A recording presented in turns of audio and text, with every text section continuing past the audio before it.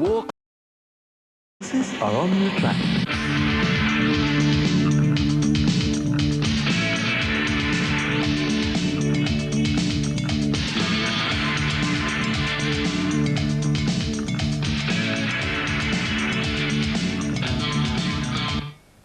Well, all the emotion of racing, isn't it fantastic? It was a great day, that, for Clary Connors, and there's lots and lots of people who've experienced great days in racing, and a man who's experienced probably more than most, Johnny Tapp in Sydney. How are you, John? Good, thanks, Simon. Yes, in 3 decades on the turf, I've had a lot of thrills and I've got a lot of indelible memories.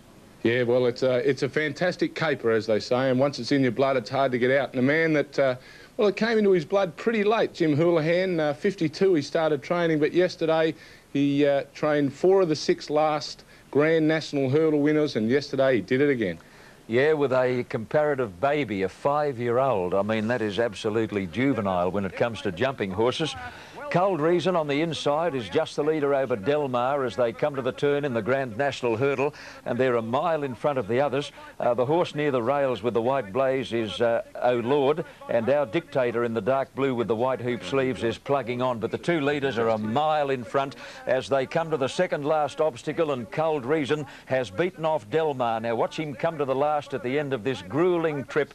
He cleared that one safely, kicked about 5 lengths on Del Mar, who can't find any more. A mile back is our Dictator with Oh Lord, but it is all Cold Reason. Over the last he goes safely and landed a mile in front of Del Mar, and Jim Houlihan at 82 years of age is poised to win his 3rd consecutive Grand National Hurdle, and he makes it 4 out of the last 6. This horse raced at Mornington on Thursday, would you believe, on the flat, and won a 2,000 metres race with Stephen King in the saddle.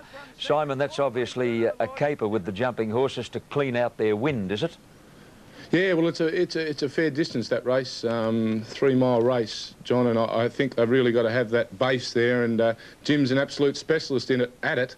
And one thing he did say in the papers here this morning is he's looking at 82 years of age for new challenges. So I think we're going to see him try and attack the flat races probably just as much as the hurdle races from now on. Now, getting off the hurdle races and getting on the flat, there was another cup yesterday all the way up north, and was a pretty event-packed incidents with Larry Olsen getting suspended, but a good horse won it, I think, John. Yeah, very good horse from Newcastle, Simon Ardede, a consistent 4-year-old who was a case for a firm track, and he got that yesterday. Larry Olsen incurred a suspension of 6 weeks, charged with coming across too sharply after the start on Ripper and interfering with several horses. I'd like to make a comment about that in a moment. Up to the turn, that early leader, Sugar, I think, stopped as though someone had hit it with a mallet, and Maxim takes the lead on the turn. His Sahara Andy with the red blinkers going after the leader. Ardede in the black and orange is looming up, and down the extreme outside in the pink is Give to Thee. Sahara Andy headed Maxim, but Ardede with Jimmy Byrne plying the Persuader vigorously looms up now. Ardede stretching himself right out as they come to the line, and got there by about a long head in the Ipswich Cup over Sahara Andy, and Give to Thee was 3rd. Larry Olsen is well back on Ripper. Simon, you know Larry Olsen as well as I do. He won on your horse in Adelaide, Elegancy. I've never met a fairer or more professional or more careful jockey than Larry Olsen. Now, he obviously caused the interference, but I'll tell you something, mate, it would be nothing more than sheer accident on Larry's part, misjudgment. He got a fair crack over the knuckles for it, didn't he? And it's a pity, because there's a race up at Grafton we were looking at running, and we wanted Larry on board of the horse. So I hope the appeal goes all right, because we need him on board. Now, the McKell Cup in Sydney was race 4 yesterday, John, and that Gay Waterhouse stable, you can't keep him down. Yeah, Grand Connection, a son of Kenmare, Simon. Most of them are sprinters, but this one can stay all day, little Grand Connection. He's raced by a group of 3 mates from the little town of Bega on the south coast of New South Wales, and they were there in force yesterday and cheered wildly when Grand Connection won the Sir William McKell Cup. Coming around the turn, Cautious Cluden is the leader. Grand Connection setting sail after him. Now, this Carla Chief in 3rd place had every conceivable hope, and he was a bit disappointing on the day. Ice and Glass in the white blinkers, again coming from a long way back, and wide out in the yellow colours, Jovial Prince. Glenn Boss drives Grand Connection past his stablemate Cautious Cluden. Carla Chief can't do any better. Ice and Glass in the white blinkers getting home well, and wider out Jovial Prince, but it is all Grand Connection.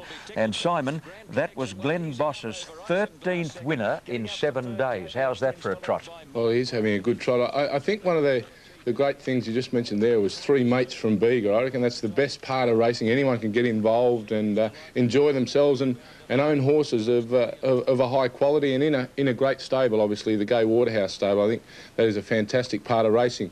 And another great, fantastic part of racing, and you witnessed it yesterday, John, that Bruago, what's going on, mate? We can't get it beaten. Now, 3 on the trot. And one bloke gets the credit, Simon, a little fella called Neil Campton, former jockey, now a trainer. When Campo got the horse back this time, he said, I've got nothing to lose. I'm going to make some radical changes. He has changed the horse's work routine. He has changed the horse's diet. And the rest is history. Bruago absolutely flying. Let's pick him up as they come. We better tell everyone home that you're part of him too. That's why I'm building him up so much. Oh, about 6 hairs of his tail, Simon, but it is a great thrill.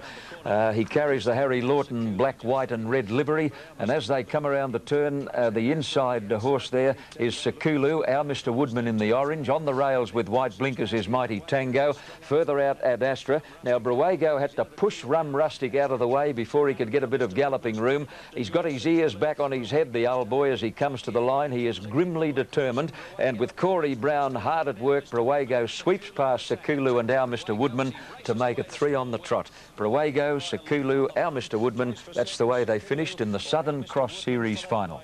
When you were calling that one yesterday, was there any emotion in it? Did you give it a bit more of a rap and get him to the line, Corey, or pull the persuader or anything like that? No, Simon, I've trained myself to remain composed under fire, so I was pretty calm. You've had a bit of time to learn it. You've been the best in the business for a long time, Tabby. Another bloke who's good at the business is Kenny Callender. You had a lot to say last week. You a bit calmer yesterday? Yeah, matter of fact, all he wants to do today is hand out a few bouquets. Here he is. Thanks a lot, John. Well, the main race on the program at Rosehill yesterday was the W.J. McKell Cup, and I think the win of Grand Connection told us plenty. Grand Connection was trained by Gay Waterhouse and ridden by Glenn Boss, and these are 2 names you should remember in the new racing season. I doubt if Gay can beat Johnny Hawkes for the premiership, but boy oh boy, isn't she going from strength to strength. Even her famous father, Tommy Smith, didn't think Grand Connection could win. I thought he was an ordinary horse, Tommy told me. Well, I think he was, Tom, until Gay got to work with him. And Grand Connection is going great guns. And great guns is how Glenn Boss is going too. Glenn, the way you're riding, son, you'll give Darren Beedman and Shane Dye plenty to think about for the Sydney Jockeys Premiership. I think he's a good jockey for punters to keep following. Thanks, John. Good on you, Ken. You won't get any argument from me. I think he's a super professional, Glenn Boss, in every department. Well, Simon, I hope you run elegancy at Grafton. I'll see you there. Well, I hope so, Tappy, and even before that, I'll see you next week. OK, mate. Thanks, mate. Well, coming up next after the break, all the action from the championships last night at Wimbledon.